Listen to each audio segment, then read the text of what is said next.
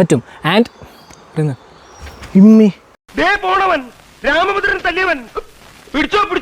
Over thinking അല്ല നിങ്ങളുടെ പ്രശ്നം, ആക്ഷൻ എടുക്കുന്നില്ല എന്നതാണ്. കുറേ ആളുകൾ ഓവർ തിങ്കിങ് കാരണം നന്നായിട്ട് ബുദ്ധിമുട്ടുന്നുണ്ട്.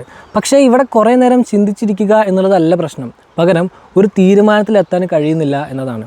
ബട്ട് ഡോണ്ട് വറി, ഒരു 3 സ്റ്റെപ്പ് പ്രോസസ്സിലൂടെ എങ്ങനെ ഓവർ തിങ്കിങ് മാറ്റാം എന്ന് ഞാൻ പറഞ്ഞുതരാം. Step 1, separate thinking from decision making. ഒരു ബുക്കും പെന്നും എടുക്കുക, എന്നിട്ട് എന്ത് ഡിസിഷനാണ് നിങ്ങൾ എടുക്കാൻ നോക്കുന്നത്, what decision am I trying to make, അതാദ്യം എഴുതി വയ്ക്കാം. Step 2, give a thinking deadline. ആ ഒരു പെർട്ടിക്കുലർ തീരുമാനം എടുക്കാനായിട്ട് ഒരു സ്പെസിഫിക് ടൈം നിങ്ങൾ അലോക്കേറ്റ് ചെയ്യുക. Maybe 15 minutes, maybe 30 minutes, it depends. അങ്ങനെ ഒരു ഡെഡ് ലൈൻ കൊടുത്താൽ തന്നെ നിങ്ങൾ പെട്ടെന്ന് ചിന്തിക്കും, ആൻഡ് കുറേ നേരം ചിന്തിച്ച് ടൈം വേസ്റ്റ് ചെയ്യുന്നത് അവോയ്ഡ് ചെയ്യാനും പറ്റും. And step 3, and this is the most important one, take the smallest possible action.